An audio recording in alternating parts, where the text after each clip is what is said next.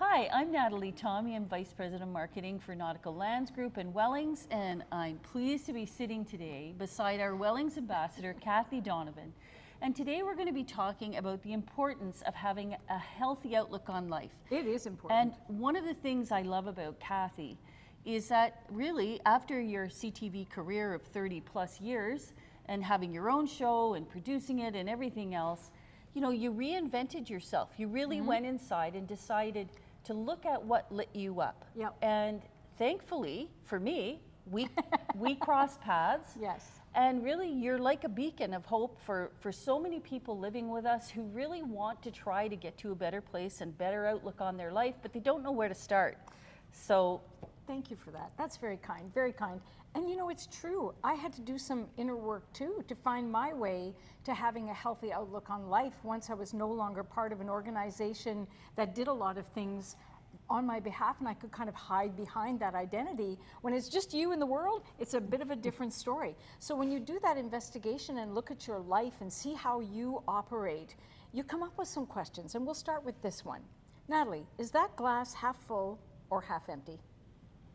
in 2023, I would say it's half full. It's half full. Some people might say it's half empty, and we're very comfortable putting people into categories and deciding that because they see the glass as half full, they're optimistic, or if they describe the glass as half empty, they're pessimistic.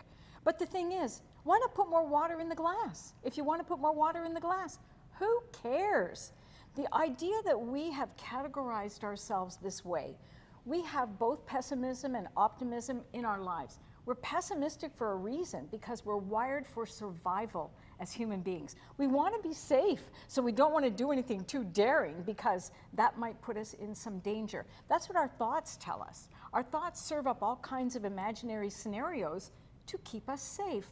But if we are safe, and if there's no dragons coming after us, why can't we choose to have a happier, more optimistic outlook on life? Have that hope, that piece of hope that we all want to and strive for. I think we all want to feel more hopeful, especially after the pandemic, wouldn't you say? Yeah, I would say. And the other thing is with optimism is a lot of people look at this as, oh, she's so optimistic. She's not living in reality. Where really we are. And optimism is not defined in this way for me anyway. Mm-hmm. I call myself a practical optimist. I'm not a loosey-goosey, airy-fairy person. I'm very grounded, I'm very pragmatic, but I'm also very open-minded. And so I learn on the daily. You know, you're an optimist too, Natalie. We want the best. That's the work that we do here, is we want the best for Wellies to live this chapter in the best possible way. And sometimes that means, you know, you have to take ownership and responsibility for conversations you have with people who might want to go down that rabbit hole of negativity. You have to take ownership of the conversation and steer it in another direction. Sometimes that's what we have to do. Especially though, I mentioned the pandemic, because during the pandemic, fear was really leading all of us. Yes. And we have so many questions post-pandemic, well, we say post-pandemic, let's call it that we can't get answers to. And that is just a fact of life now. We may never fully have the answers our thinking mind wants to help us understand what just happened. We have to get comfortable being uncomfortable. And I think for many of us, we imagined at some point in life, we would get comfortable and just stay there. That's just called stopping growing.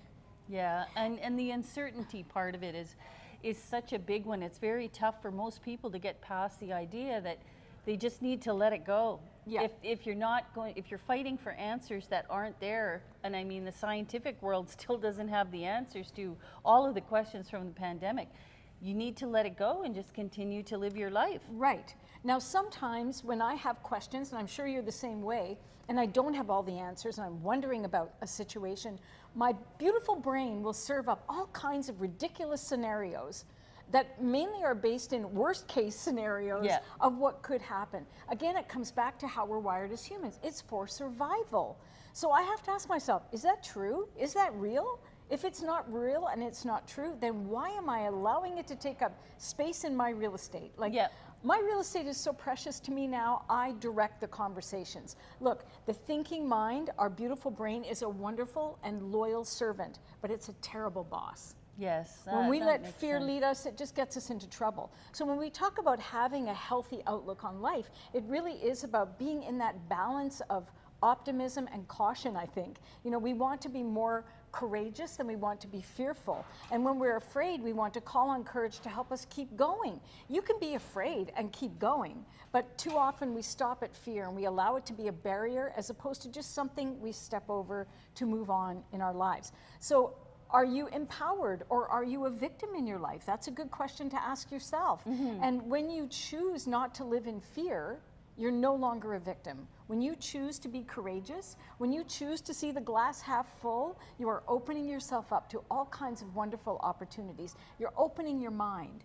You know, we're also taught at a certain point in life that we know everything, that we know what our political stripes are, what kind of music we like, and so on.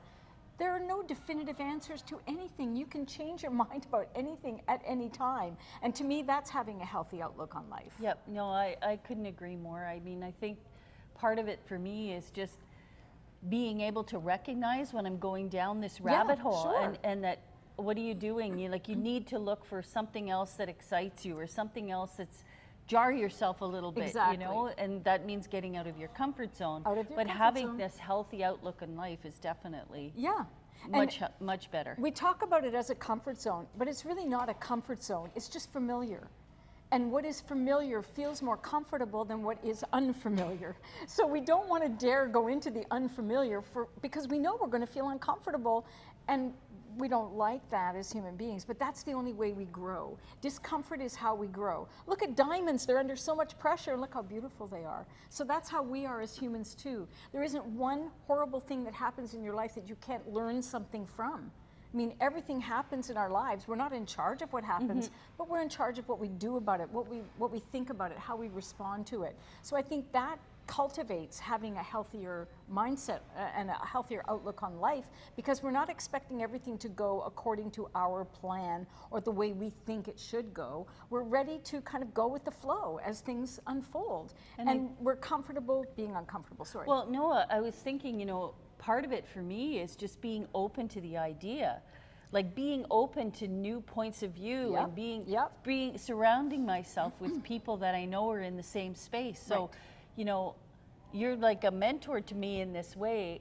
When I think about you, I start thinking more positively, right? Because your energy and how you run your life, how you live your life, and how you teach just through example, helps anybody. And I think you make a good point. Who are you surrounding yourself with? Yep. Who is there for you to help lift you up? Who believes in your beautiful dreams and your great ideas? Another question is, who sabotages you? You want to watch out for how you feel around other people, and stick to the people that make you feel good, obviously. Stick to the people who believe in you, who are there for you, who accept you just the way you are, because you're perfect just the way you are. I also want to suggest to people that you watch how much media you consume, how much news media you consume, because fear is so predominant still. I mean, we were attached to our devices and televisions during the pandemic to get answers, but now we know they're really not coming. So we have to watch. That feeds our mindset, and too much of that negativity can be toxic for us. So we want to stay on the other side of it and just manage how much time and energy we do. And watch complaining.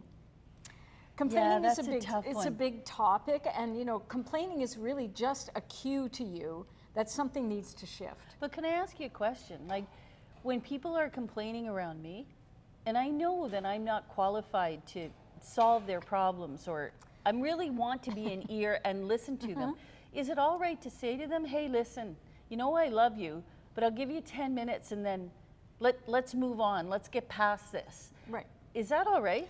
I think you have to put a boundary in place at some point if it's a chronic situation. I believe in being there for my friends and people I care for. If you want to vent and share, I'm there for it. Same thing, I hope my friends are there for me too. But when it becomes like that's your shtick, if you get attention from complaining, that needs to shift, because it's not making you happy, and it's certainly not giving you a healthy outlook on life. Yeah, I agree. A boundary is a good idea. Okay, great. Well, thank you, Kathy. I think, you know, with doing a little bit of exercise and getting your endorphins going and breathing in the fresh air, I mean, and I think recognizing the glass. and remembering you can fill it up. And also, when you know somebody who has a glass half empty, give them some from your glass if you have some more. And then if you see somebody who has a glass half full and you need it, see if you can get some of theirs. I think that's a what we're great here for. friendship. Yeah, it's a and great a great friendship. partnership. I'm going to give you my glass, actually. Thank you.